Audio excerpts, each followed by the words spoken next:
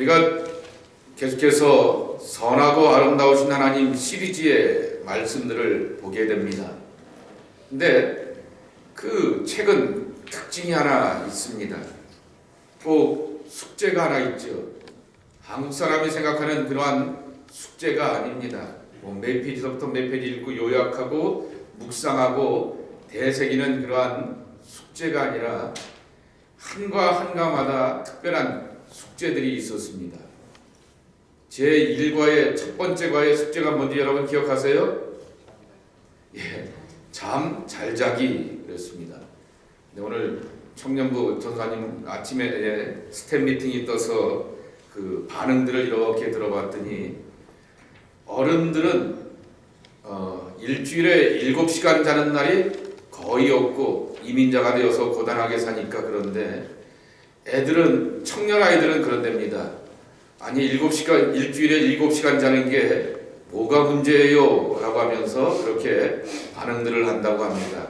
근데 우리 이민자들의 삶 가운데 또 현대 문명 가운데서 있는 삶 가운데서 7시간을 잔다라고 하는 것은 쉽지 않은 삶이라고 하는 거죠. 어느 사회학자가 인간이 잠을 많이 잃어버리게 되었던 요인의 현대 문명 가운데 두 가지가 있다라고 말하게 됩니다. 하나는 토마스 에디슨 때문이라고 합니다. 토마스 에디슨이 뭘 발견했어요? 발명했어요? 전구입니다. 이 전구가 있어서 밤새도록 켜놓을 수 있기 때문에 옛날보다 잠자리가 많이 시간이 줄어들게 되었다라고 하는 거죠. 두 번째, 현대에 있어서 일을 하게 되었던 사람은 헨리 포드라고 합니다. 이 컨베이 벨트 시스템을 만들어 놓게 되면서 요쪽 일만 하게 되고 요쪽 일만 하면서 사람들은 어떻게 돼요?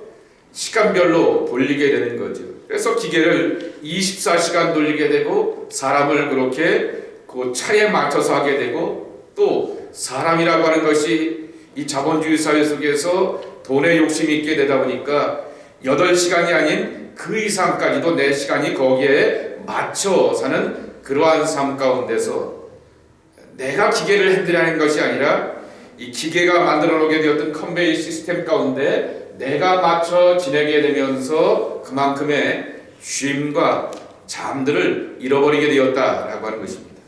그래서 첫 번째 숙제는 잠 잘 자기입니다. 자, 두 번째 숙제는 뭔지 여러분 기억하시죠? 두 번째 숙제는 뭐였죠? 침묵입니다. 이제 오늘 주제와 관련돼서 나오는 얘기이기도 합니다. 5분 이상 침묵해보라 라고 하는 거죠.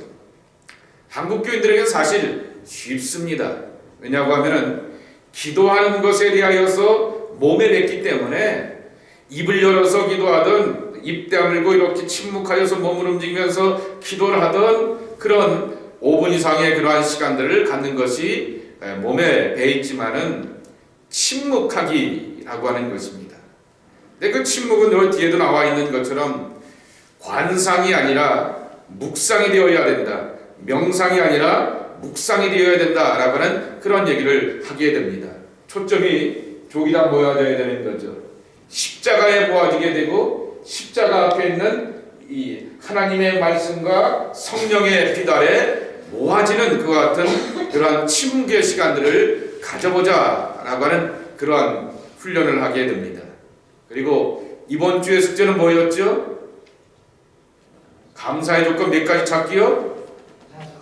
제가 어른들한테는 은혜 속에서 5가지를 찾아보십시오. 수요일날 이렇게 말씀을 드렸는데 복음성가에 그런 복음성가 있죠. 감사의 찬송 부르기 10,000가지 있죠.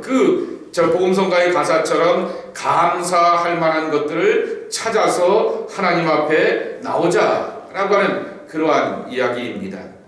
이렇게 하나씩 하면서 하나님께 집중하고 초점을 맞추며 하나님이 얼마나 우리에게 선하고 아름답고 좋으신 분인가 라고 하는 것을 찾아보려고 하는 것인데요. 그 맥락 가운데서 오늘의 이 내용을 한번 보아도 좋습니다. 큐티 학교 얘기를 하게 되는데 큐티 학교를 하면서 오늘 셋째 주 세 번째 시간을 갖게 되는데 말씀 묵상에 대한 이야기를 하는데 오늘은 뭔 뭔 얘기를 하냐면 상당수가 뭐냐라고 하면은 침묵이라고 하는 것입니다. 그 침묵을 이렇게 강조하게 되는 이유가 뭘까라고 하는 거죠. 나의 생각, 나의 기분, 느낌들은 입을 닫게 하고 하나님의 생각, 하나님의 뜻, 하나님의 마음을 우리 안에 품게 하기 위하여서 이와 같은 침묵의 훈련들을 하게 하신다라고 하는 것입니다. 그래서 제가 이 지난주에도 말씀을 드렸던 것처럼 오늘 말씀 묵상과 세 번째 제목이 거룩한 도서 넥시오 디비나라고 하는 유명한 그러한 이 초대교회가 하게 되었던 이 묵상의 방법들을 함께 나누려고 하게 되는데, 근데 책들을 볼 때마다 제일 먼저 나오게 되는 것이 뭐냐라고 하면 침묵입니다. 그래서 지난주에 말씀하신 드렸던 것처럼 강준민 목사님의 책을 이렇게 쭉 보면서 읽는데 한 400페이지 되는 책 가운데 제 1과가 뭔지 아십니까? 영성의 뿌리는 침묵입니다 라는 그러한 이야기를 하게 됩니다. 경건의 뿌리는, 이 말씀 묵상의 뿌리는 침묵입니다 라고 하는 그러한 이야기를 함께 나누게 되는 것입니다. 자, 그래서 한번 이렇게 오늘은 그 침묵을 하는 이유를 그 사실은 뒤에 나오는 거룩한 독서, 그것을 위하여서 하게 되는 것인데요. 자, 한번 보도록 하겠습니다. 제가 먼저 1번을 읽도록 하겠습니다. 경건훈련, 우리가 경건하는 방법 배우지 않았습니까? 말씀 묵상하기도 하고, 어떤 분은 찬양이 유스트가 되어서 찬양에 익숙한 사람이 있기도 하고요. 기도하는 것에 아주 깊이가 있는 사람도 있고요. 또 서양 사람들에게는 이 독거의 시간, 혼자 있는 것, 여기 이제 뒤에도 나오는 것처럼 외로움과 하나님 앞에 혼자 있음은 차이가 많다라고 말하게 되었는데, 이와 같은 경건의 훈련을 하게 되는 이유는 하나님과 나하고 대화하기 위함이다라고 하는 거죠. 아무도 없어요. 거기에서는 남편도 없고 아내도 없고 자식도 없고 부모도 없고, 또 내가 조금 체면을 차려야 될 것도 없고, 내가 또 이렇게 감출 그럴 이유도 없이 전능하신 하나님 앞에서 솔직하게 자신을 드러내는 그러한 훈련을 하게 된다라고 하는 거죠. 그래서 하나님 앞에서 자신을 솔직하게 드러내는 그와 같은 대화의 법을 배우게 하는 것이 반복하여서 말씀을 드립니다. 경건훈련이라고 하는 거죠. 성향 따라 다를 수 있다라고 말씀을 드렸습니다. 기도가 좋을 수도 있고요, 찬양이 좋을 수도 있고요, 또 나는 그렇게 말씀을 읽는데 잘 안 들어와요 라고 하는 분은 혼자 조용한 곳을 찾아서 하나님의 자연을 찾아서 이렇게 홀로 있을 수도 있다라고 하는 거죠. 그런데 왜 하나님 앞에 내가 혼자 있어야 되느냐라고 하게 되면은 내 안에는 뭐가 있냐고 하면은 상처도 있고요, 아픔도 있고요, 두려움도 있고요, 염려와 미움도 있다라고 하는 거죠.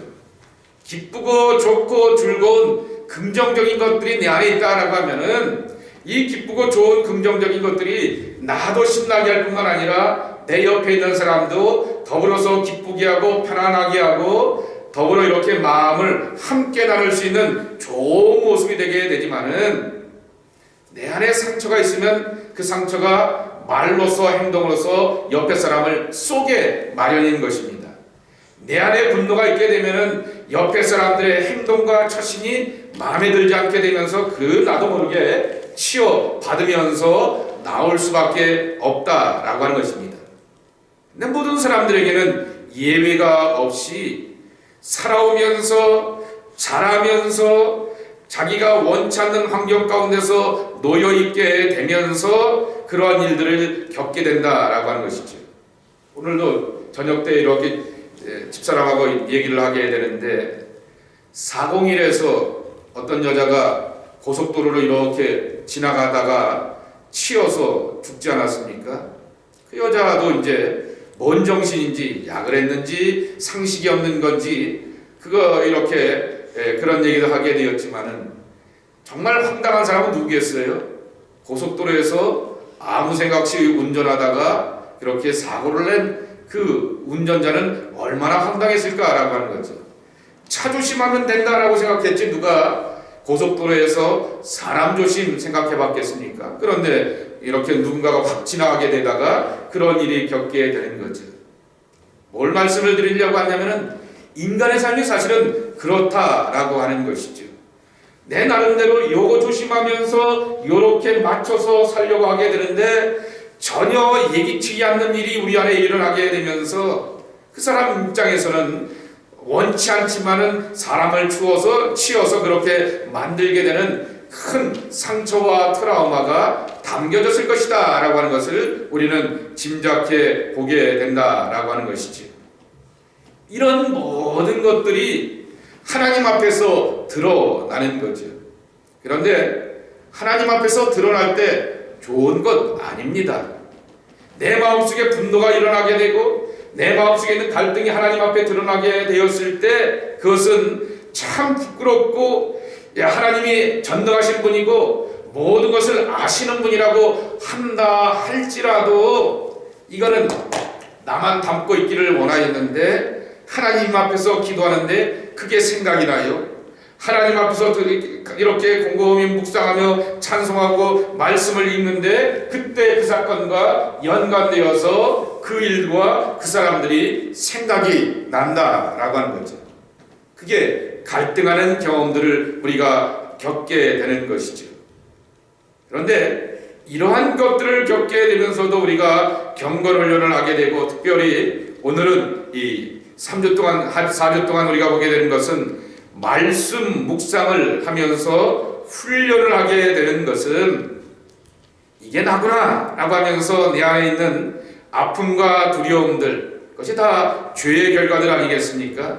그 죄와 잘못된 것들에 대해서 회개하게 되고 그리고 결국 사람의 말이 아닌 선생의 말이 아닌 어른들의 가르침이 아닌 생명의 말씀이 되고 우리에게 정말 오셔서 구주의 그 참모습을 보여주시게 되었던 예수님의 사랑을 깨달아 알게 되면서 예수님의 성품을 닮아가도록 도와주게 하는 것이 바로 말씀훈련이라고 하는 것이죠. 경건훈련이라고 하는 것이죠. 말씀을 통해서 누구를 발견하냐? 하나님을 발견합니다. 말씀을 통해서 누구를 깨달으냐? 예수님을 깨닫고 성령의 감화 감동을 깨닫는 은혜를 우리가 누리게 된다라고 하는 거죠. 아 그렇구나 라고 하는 거죠.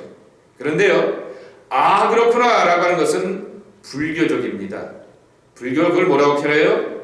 각성이라고 표현하죠. 대오각성이라고 표현하게 됩니다.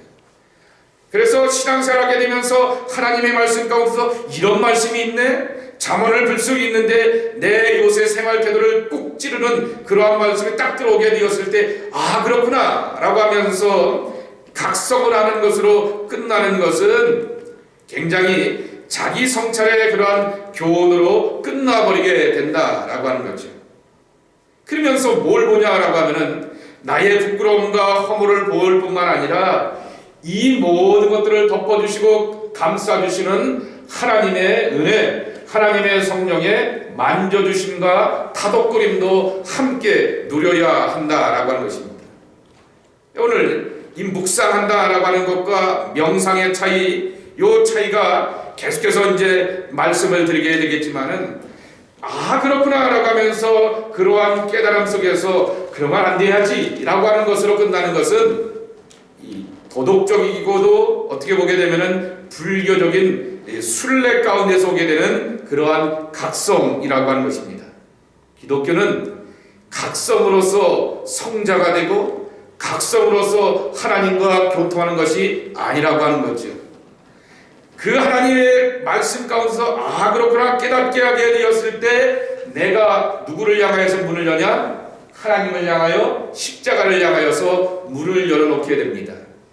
하나님 아무리 봐도 하나님의 말씀 가운데 나는 너무나 부족하고 허물이 많은 존재인 것 같습니다 라고 하는 것으로 고백하며 나올 때 하나님의 성령께서 내 안에 머물러 계시면서 나를 깨닫게 하시고 가르쳐 주시고 교통케 하신다라고 하는 거죠.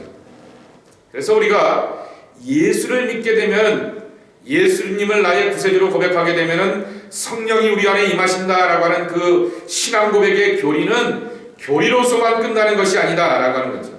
이러한 신앙의 순례 가운데서 이어질 때도 함께 경험하게 된다라고 하는 것입니다. 그래서 세 번째로 말씀 묵상을 하게 되었을 때 또 하나 우리가 배워야 될 것이 있습니다. 말씀을 천천히, 말씀을 깊이 읽는 것을 배우게 된다라고 하는 것입니다. 이거는 제가 최근에 와서 느끼게 되었던 것인데요.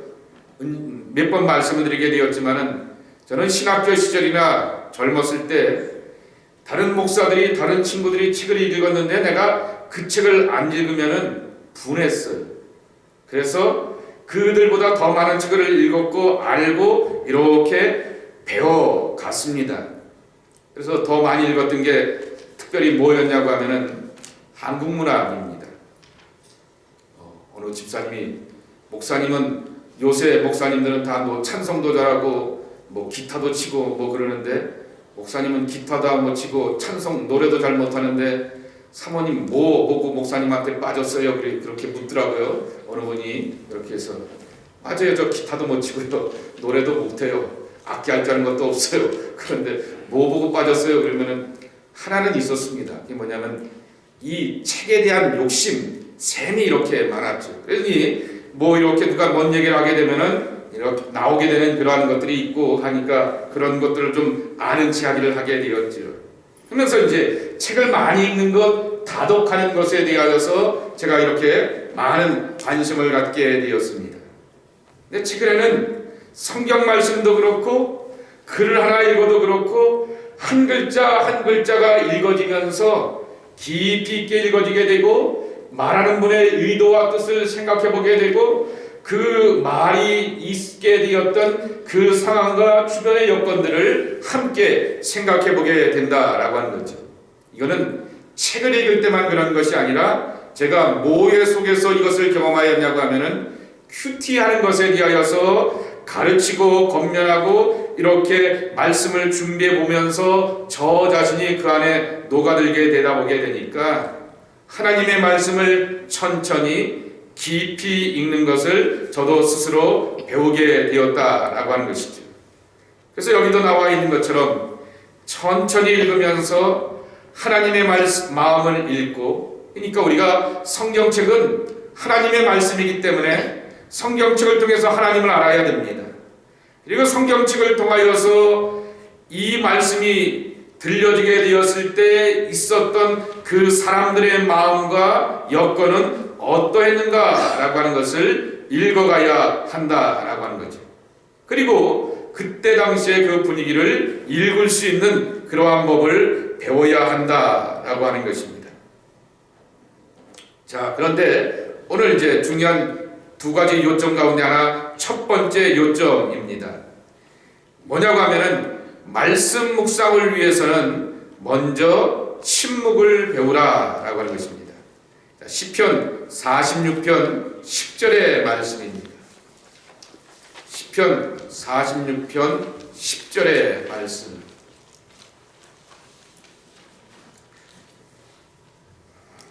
어느 분이 한번 찾으셨으면 읽어주셨으면 좋겠어요. 46편 10절. 너희는 가만히 있어 내가 하나님됨을 알지어다. 내가 우리나라 중에서 높임을 받으리라. 내가 세계 중에서 높임을 받으리라 하시리라. 예, 그니 시편 46편 10절을 가지고서 출애굽기 15장과 함께 비교해서 보게 됩니다. 출애굽기 13장의 말씀이죠. 13장에 있게 되는 홍해 사건과 이 일을 비교하게 됩니다. 홍해가 이스라엘 백성들이 홍해를 만나게 되었을 때 앞에는 홍해요, 뒤에는 애굽의 군대 가운데서 오도가지 못하자 백성들의 마음은 당황 가운데서 혼돈 가운데서 툭 튀어나올 수밖에 없는 거죠. 모세야, 우리 여기까지 끌고 와서 죽게 하려고 하느냐?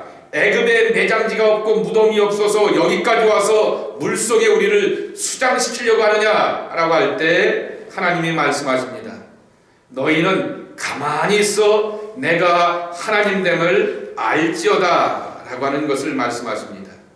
이 배경 가운데서 이 시편 기자도 46편 10절에 보게 되면은 이렇게 말씀하시게 되었던 것이죠. 내 공로, 내 수고와 노력 가운데서 홍해가 갈라지는 게 아니라고 하는 것이죠. 하나님께서 일하신다라고 하는 거죠. 내가 열심히 기도한다고 하여서 하나님께서 응답하시는 것이 아니라 하나님께서 찾아와 주셔서 야, 너 필요한 게 뭐냐? 라고 말씀해 주시고 가르쳐 주셔야지 내 기도가 효과가 있고 응답이 있고 하나님 만나는 기쁨을 누리는 거죠. 40일 금식하신 목사님들이 계시는데 금식하다가 돌아가시는 분들이 계시다라고 하는 거죠. 인간으로 보게 되면은 정말 최고의 정성과 모든 것들을 다 바쳐서 금식하게 되었는데 응답도 없이 그냥 허무하게 돌아가시는 분들도 계시다라고 하는 것입니다. 자신의 노력과 최선의 것들은 다 바쳐지게 되었지만은 거기서 더 중요한 것은 하나님이 우리에게 다가오셔서 원하는 게 뭐냐? 왜 왔어? 라고 하면서 우리를 찾고 불러주심이 더 중요하다라고 하는 거죠. 그런 맥락 가운데서 침묵을 외우라 라고 하는 얘기는 아무것도 안 하라고 하는 그러한 뜻이 아니라 내가 먼저 말하기 전에, 내가 먼저 액션을 취하기 전에 하나님께서 먼저 말하게 하시고 행동하시게 하는 그러한 신앙의 훈련을 하라라고 하는 것입니다. 그래서 여기도 써놓게 되었던 것처럼 명상과 묵상입니다. 요새 TV에도 보게 되면은 이렇게 인도가 이렇게 나와요. 요가들을 하게 되면서 무슨 라마스텐가 뭐라고 이렇게 하면서 그런 말들이 나오게 되는데, 명상은 생각을 비워 무념의 상태에 이르는 것, 그래서 자기의 속을 성찰하게 되고 자아를 발견하는 것이 목표이죠. 그것을 한자말로는 무입니다. 이것을 도교에서는 무아경지에 이른다라고 말하게 됩니다. 그런데 묵상은 그게 아니라고 하는 것이죠. 내 생각과 감정을 비우는 것처럼 보이게 되지만은 내 생각과 감정의 것을 뛰어넘어서 그리스도께 사로잡혀 있는 것이라고 하는 것이죠. 자, 고린도후서 10장 5절의 말씀을 함께 보겠습니다. 고린도후서 10장 5절.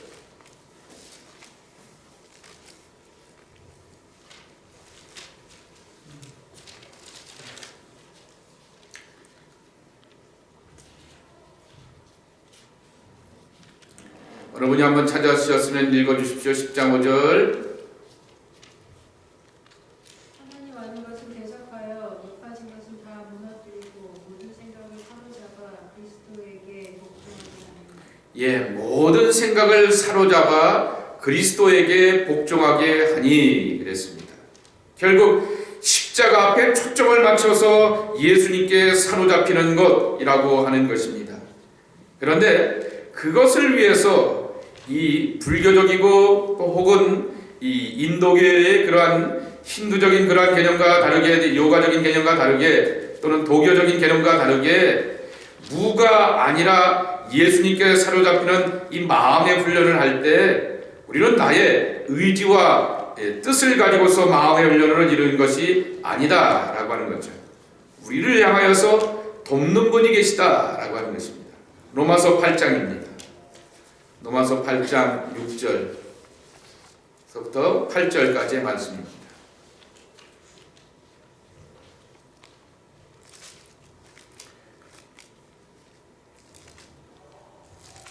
(8장 6절에서부터 8절까지입니다)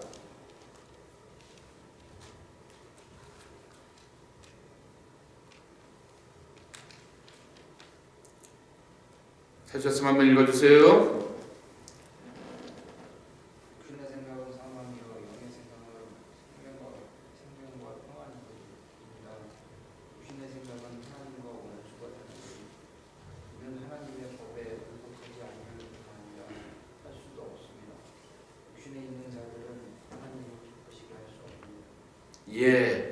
육신 속에서 있지 아니하고 그리스도께 사로잡혀서 나갈 수 있게 도와주시는 것은 영이신 하나님의 성령이 우리를 붙들고 사로잡아 주시기 때문에 라고 하는 것입니다. 그래서 그 뒤에 9절 말씀해 보게 되면은 우리 속에 하나님의 영이 계시면 우리가 영 가운데서 그리스도만을 생각하게 되지만은 그리스도의 영이 없으면은 그리스도에 대한 것에 대하여서 집중하지 못하고 초점을 맞추지 못한다라고 하는 것입니다. 그러니까 나의 생각과 마음과 삶을 도우시는 성령님을 경험한다라고 하는 것입니다. 저는 개인적으로 31살인가 그때 그 경험을 잊지를 못하게 됩니다. 예수님 하는데요, 그냥 덮어주시고 감싸주시면서 누군가가 이렇게 등을 따덕거려 주시는 것 같은 그러한 기쁨이 있는 것을 보게 됩니다.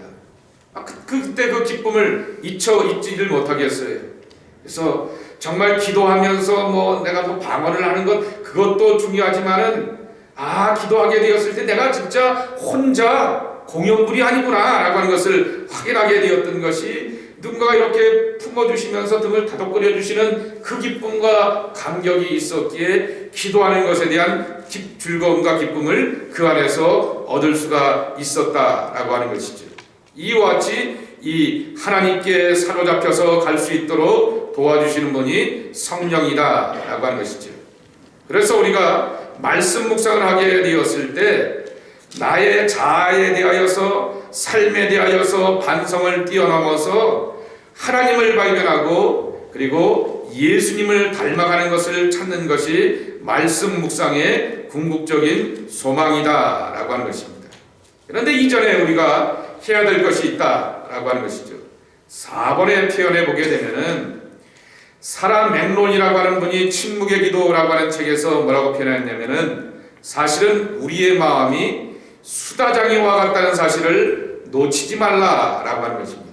그래서 지난주에도 말씀을 드리지 않았습니까? 강준민 목사가 외적 침묵과 내적 침묵을 하라 그랬습니다.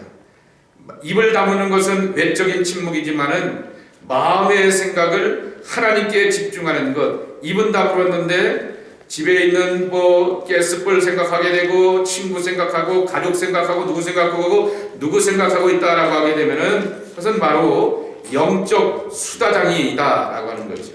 그래서 그것을 침묵시키는 그와 같은 훈련을 해야 한다라고 하는 것입니다. 자, 근데 하나님께서 왜 우리에게 영적 침묵을 하게 하느냐라고 하는 것은 말씀은 떠드는 사람이 아니라 침묵을 지키는 자에게 들려오기 때문이다라고 하는 거죠. 내가 계속 주절주절 말하고 있으면 하나님이 말하실 기회가 없는 거죠. 그래서 하나님이 먼저 내게 말하실 수 있는 기회와 시간들을 올려드리는 것이 바로 영적 침묵이다라고 말할 수 있는 것입니다. 하박국 2장 20절의 말씀입니다. 하박국서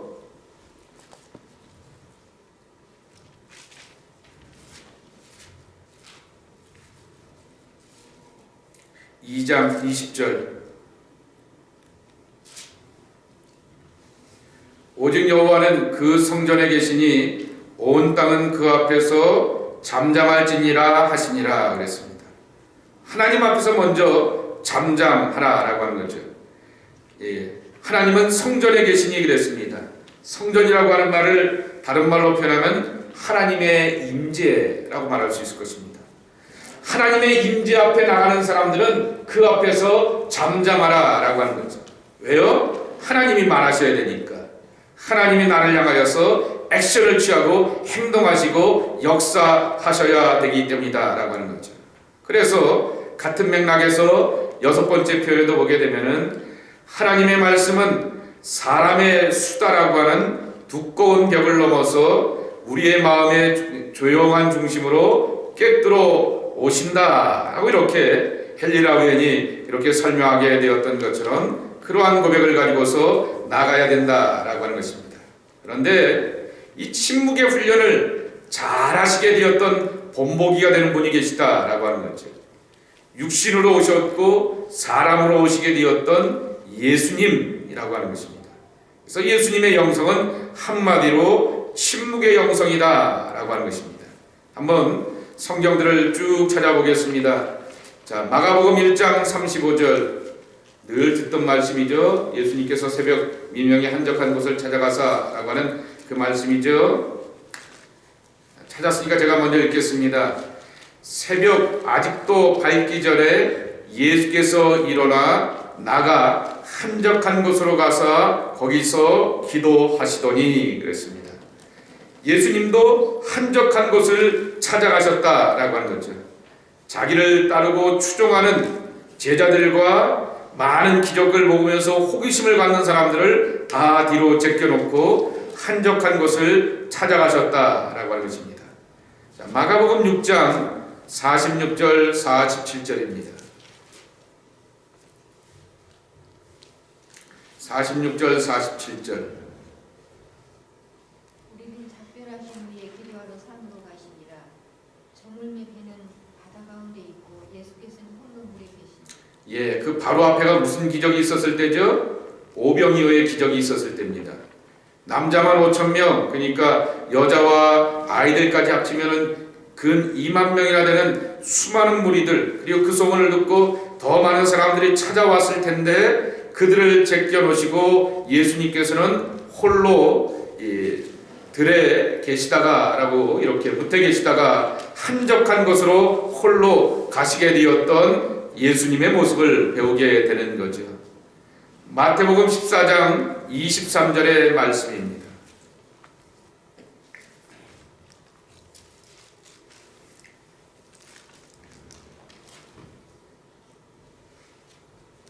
같은 맥락인데요. 같은 맥락 속에서 나온 표현인데, 예. 근데 하나가 여기는 마태복음 하나가 더 들어가게 있어요. 그게 뭔지 한번 보겠습니다. 14장 23절.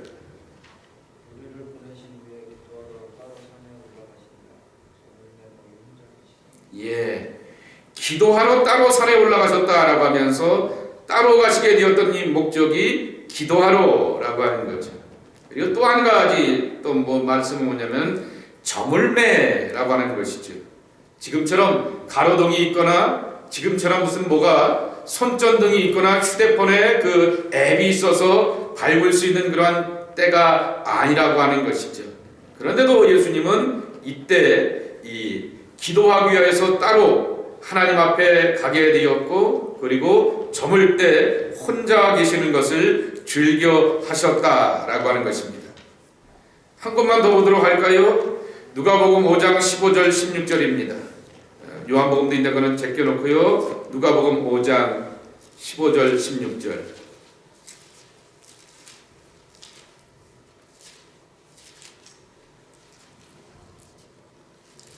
누가복음 5장 15절 16절.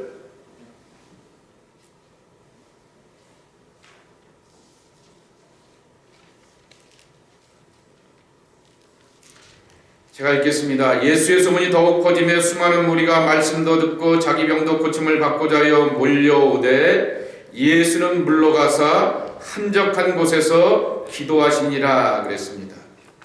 여기 보게 되면은 소위 말하는 문둥병, 나병 걸린 사람이 예수님께 와서 깨끗게 하여 주십시오라고 하게 됐을 때 예수님께서 그를 깨끗하게 하여 주셨던 것이죠. 말씀을 가지고서 깨끗하여 주게 되니 이 기적과 신비한 능력을 보고는 사람들이 몰려들 때 예수님은 한적한 곳을 찾아 가시게 되었다라고 하는 것입니다. 그래서 예수님의 영성을 한마디로 무슨 영성이냐? 침묵의 영성, 독거의 영성이다라고 이렇게 말할 수 있을 것입니다. 그런데 여기 5번, 1번에도 써있게 되었던 것처럼 인간적인 외로움과 영적 고독을 구분할 줄 알아야 된다라고 하는 것이죠. 사람이 없는 경우가 있어요. 그런데 아내도 있고 남편도 있고 자식도 있고 부모도 있고 또 가까이 전화 한 통화만 가고 어디만 가면은 우르르 하면서 내가 만날 수 있는 사람들이 있음에도 불구하고 마음속에 그런 때가 올 때가 있습니다. 혼자 있고 몰린다라고 하는 그러한 느낌이 올 때 여러분 기억하십시오. 하나님이 나를 부르시는구나 라고 하는 거죠. 하나님의 세계에 나를 초대하시는구나 라고 이렇게 여러분 믿으시고 그때 하나님의 초대에 응답할 줄 아는 성숙한 믿음의 사람들 되시기 바랍니다. 기인이 그럴 때 외로움 가운데서 마음속에 오는 두려움 가운데서 친구 만나서 오늘 뭐 게임 한 판 할까? 놀이 한 판 할까? 뭐 차 한잔 할까? 뭐 할까? 뭐 그런 것들로 나를 풀려가지 말라라고 하는 것이죠. 하나님이 나를 그러한 공간과 그러한 시간과 그러한 분위기 가운데서 영적인 세계로 몰고 가실 땐 하나님 나를 몰고 가시는군요 라고 하는 것이죠. 근데 인간적인 외로움이라고 하는 것은 정말 기도 같이 나눠줄 수도 없고 중보기도 해줄 수도 없고 또 삶의 이러한 이야기들을 들어줄 수 있는 가족이나 가까운 사람이 없는 것, 그것이 바로 외로움이겠죠. 그러나 그런 사람들이 있음에도 불구하고 올려오게 되는 영적인 고독이라고 하는 것이죠. 그것을 예수님이 즐기셨다라고 하는 거죠. 그렇게 따라오는 추종자가 많고 제자들이 많고 예수님 하면서 환호성을 보내는 사람들이 많았음에도 불구하고 하나님과의 친밀한 교제를 위하여서 스스로 한적한 곳 따로 혼자라고 하는 그러한 곳으로 예수님은 찾아가시게 되었다라고 하는 것입니다. 그래서 두 번째 침묵의 영성 속에서 그래서 침묵을 여는 말없이 살겠다고 작정하는 것이 아니라 더욱 유익한 말을 하게 되고 더욱더 창조적인 말을 하고 누군가를 살리는 말을 하고 행동과 사역을 하기 위한 그와 같은 훈련이라고 하는 것입니다. 그런데 두 번째로 그러면 왜 이와 같은 침묵의 과정들을 배워야 하겠는가라고 하는 거죠. 오늘 이 큐티 가운데 하나인 거룩한 독서라고 하는 것입니다. 여러분 그 큐티법이 보통 있지 않습니까? 큐티하는 방법들이 있어서 흔히 말하는 A, B, C, D 이 네 가지 양식이 있지 않습니까? 본문을 읽기, 본문을 해석, 본문을 적용, 이해하고 본문을 해석하고 본문을 실천하는 그러한 내용들로 이렇게 나오게 되는데요. 이 거룩한 도서는 근본적으로 성경책 하나님의 말씀을 읽는 겁니다. 그런데 우리가 또 좋은 신앙의 선배들의 글도 읽으면서 그 안에서 이렇게 묵상할 수도 있다라고 하는 것입니다. 이제 좀 약간의 차이가 있는 거죠. 어느 날 갑자기 이제 한국교회에 이 거룩한 독서 넥시오 디비나라고 하는 말이 들어오게 되었는데 제가 이제 자료집을 쭉 찾아보게 되고 보니까 이동원 목사가 소개하는 이야기가 나오게 되더라고요. 이 거룩한 독서라고 하는 넥시오 디비나가 도대체 누구들에게 소개됐냐고 하면은 소위 말하는 사막의 교부들에게 소개가 되게 되었습니다. 사막에서 교부들이 운동 생활을 하게 되고 수도원 생활을 하게 되는데 거기서 하나님께 집중할 수 있는 게 뭘까라고 하는 거죠. 우리에게는 매개체가 있다라고 하는 거죠. 이게 뭐죠? 하나님의 말씀이라고 하는 거죠. 그래서 크노라고 하는 12세기의 사막의 수도사가 수도원에 와서 생활은 엄격하지 않습니까? 하루에 몇 시에 일어나고 몇 시간에 동안에는 성경 읽고 몇 시간에는 기도하고 몇 시간에는 노동하고 뭐하고 그리고 졸면은 뒤에 와서 갑자기 막대기로 등짝 때리고 그러면서 묵상하게 하고 막 그런 훈련을 하게 되는데 굉장히 기계적으로 흘러가는 느낌이라서 이 프랑스의 수도사가 고민을 해보게 되면서 창세기 26장을 읽게 되었습니다. 창세기 26장에 누가 나오죠? 28장이요. 28장. 창세기 28장. 야곱이 잠 깨어 일어난 후 나는 그 사닥다리가 나오지 않습니까? 그 말씀을 묵상하면서 이렇게 하는데 그도 잠깐 낮 시간에 깜빡하고 잠들었다고 합니다. 그런데 잠들어 있는 것 가운데서 하나님께서 환상을 보여주시는 것입니다. 사다리가 내려오게 되고 그리고 야곱을 향하여서 내려오게 되었던 하나님의 천사가 이번에는 자기를 향하여서 내려오게 되는 그러한 경험을 하게 되었다라고 하는 거죠. 그러며 하나님의 말씀이 천사가 오르락내리락 하게 되었던 사다리와 같은 역할을 한다라고 하는 것이죠. 사다리의 가장 중요한 역할은 이 밑에서 저 높은 공간을 향하여서 올라가게 하는 것처럼 이 하나님의 말씀은 영적 사다리가 되어서 땅에 있는 백성들이 하늘의 하나님을 만나고 하늘의 하나님의 뜻과 계획과 위대하심을 접할 수 있는 그러한 기회를 주신다라고 하는 것을 깨닫고 체험하게 되었다라고 하는 거죠. 그러면서 그때 자기가 경험하게 되었던 그 경험을 가지고서 이렇게 교통 정리하면서 나오게 되었던 것이 오늘날의 이 넥시오 디비나 거룩한 독서라고 하는 4가지 방법으로 가게 됐다라고 하는 것입니다. 자, 이렇게 4단계로 들어가기 전에 먼저 준비되어야 될 것이 있다라고 하는 것이죠. 첫째 뭐냐라고 하면은 하루에 24시간 가운데서 예수님을 위하여서 20분을 준비해 놓으라라고 하는 거죠. 어떤 분은 그런 말을 하지 않습니까? 물질의 11조 말고 시간의 11조도 바치라라는 그런 말씀도 하시게 되는데 24시간 가운데서 20분은 어떻게 되나요? 제가 산수를 못해서 11조도 아니고 굉장히 작은 분량일 수도 있다라고 하는 것이죠.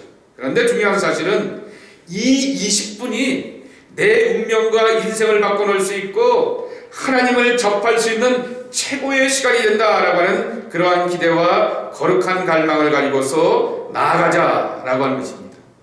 그래서 조용한 공간, 혼자 있을 수 있는 장소, 정 안 되면 화장실에다 문 잠가놓고 있어도 됩니다. 그거는 아무도 안 들어오지 않습니까? 전화기는 꺼놓고, 그리고 이 시간에는 가까이 집에 있는 가족도 타인인 양 그들을 제껴놓고 하나님께 집중하라라고 하는 것이죠. 그리고는 해야 되는 것이 뭐냐라고 하면은 하나님의 말씀을 듣기 위해 성경을 읽는다라고 하는 것이죠. 자, 하나님은 이 시간 나와 함께 하시고 그리고 하나님께서 내게 어떤 감동을 주시면 다 듣겠고 하겠다라고 하는 마음을 열어놓고 이 시간에 20분을 하나님 앞에 드리고 소비해보라 라고 하는 것입니다. 첫 단계가 뭐냐라고 하면은 넥시오라고 하는 라틴어 단어입니다. 본문을 몇 번 읽으라고요? 3번, 최소한 3번 정도 읽으라라고 하는 거죠. 그러니까 성경 구절 한 장 그렇게 크게 하면은 힘들어요. 그러니까 반장도 좋고요, 또 세네절도 좋고요. 그리고 여러분 갖고 있는 성경을 보게 되면 요새 성경은 무슨 장점이 있어요? 이렇게 다 사건마다 끊어놨지 않습니까? 끊어놓은 것이 있으니까 또 여러분이 매일 성경을 하게 되면은 매일 성경이 끊어놓은 그 말씀들이 있지 않습니까? 그러니까 끊어놓은 것만큼만 갖고 들어가시면 됩니다. 성경 단어 하나 갖고 팔자가 바뀌고 운명이 바뀌는 건데 이 한 장 많이 읽을 생각하지 마시고 이렇게 한 사건 한 단락 여기 성경책에 있는 것 그 끊어져 있는 것을 이렇게 가지고 들어가셔서 3번 이상 읽으라라고 하는 것이죠. 지난주에도 말씀을 드렸던 것처럼 어떻게 하면서 읽으라고요? 드라마 만들라고요. 저희 집사람이 그러더라고요. 저 드라마 성경을 보게 되면 차인표가 하나님 역할을 하게 되고 어떨 때는 차인표가 예수님 역할을 하게 되고 무슨 기독교 이렇게 성우들이나 배우들이나 이런 유명한 인사들이 드라마 성경 가운데서 어떤 역할을 만들어서 거기에 이렇게 하면서 우리를 몰입하게 한다고 하는데 그런 것처럼 내가 그 상상력 속에 들어가 보라라고 하는 것이죠. 근데 오늘도 훈련을 여기 스텝 미팅을 하게 되는데 어느 전사님이 그런 보고를 하더라고요. 자기 속해 있는 어느 교인은 성경을 몇 번 읽고 교인들하고 이렇게 함께 나누면서 하는데도 우리가 늘 쉽게 생각한다는 사도행전이 안 들어온대요. 이게 무슨 말인지 이해가 안 된다라고 하는 그런 얘기도 합니다. 그거는 그분의 무슨 이런 능력의 문제가 아니라 이러한 신앙의 훈련들 배경들을 향하여서 안되어 있기 때문에 오는 그러한 경험들일 것입니다. 그 속에서 우리가 해줘야 될 것은 예를 들면은 배너와 같은 영화들, 또 그런 기독교 영화들을 이렇게 보게 하면서 그 백그라운드 속에 이렇게 들어가 보게 해주는 거죠. 그 속에서 들어가 보면서 거기서 내가 배너가 되기도 하고, 거기서 내가 예수님이 되기도 하고, 베드로가 되보기도 하고, 거기서 내가 날 때부터 걷지 못하는 자가 되었다가 기도하다가 고침받는 그러한 체험도 있고, 고침받았는데 갑자기 나보고 대법정에 끌려가고 너 좀 재판 좀 받아 라고 하는 그러한 억울한 일도 한번 당해보고 하는 그러한 자리로 내가 몰려가는 그러한 경험들을 해보는 것이 좋다라고 하는 것이죠.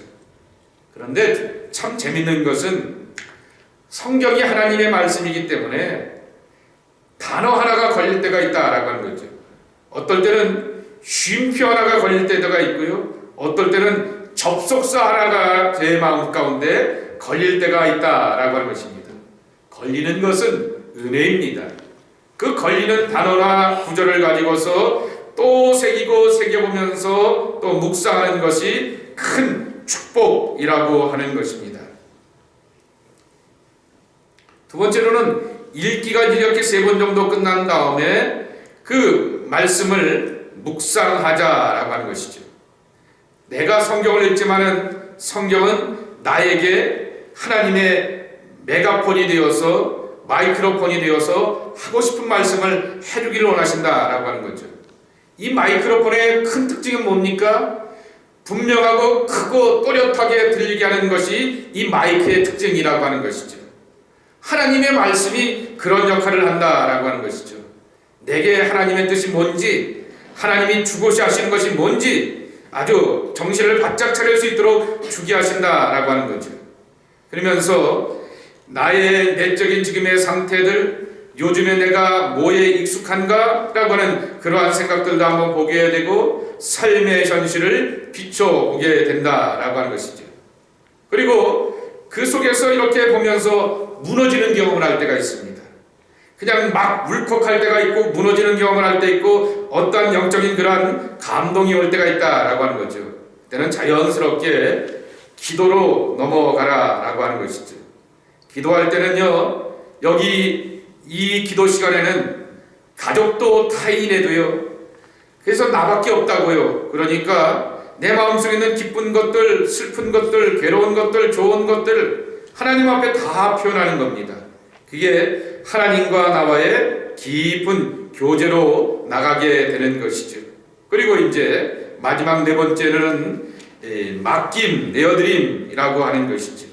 그러한 내어드림 가운데서 하나님께 주셨던 기쁨과 소망을 가지고서 나가면서 맡길 때 주시게 되었던 하나님의 안식을 얻는 것. 보통의 사람들은 3번째 단계 가운데서 끝납니다. 그런데 이 4번째 단계를 얻기 위해서 제가 여러분들 앞에 꼭 이렇게 드리고 싶은 말이 있습니다. 저도 새벽 기도를 끝난 다음에, 기도할 제목이 다 끝난 다음에 무릎 꿇고 기도해서 그런지 몰라도 무릎이 아파서 예수님의 이름으로 기도합니다 하고는 벌떡 일어나요. 그러다가는 아차 이러면 안 되지 하고는 일어난 다음에 다시 또 무릎 꿇기 그렇잖아요. 여기에 잠깐 앉아 있습니다. 그 앉아 있는 이유는 이겁니다. 4번째 단계, 맡김의 단계를 누리길 위해서라고 하는 것이죠.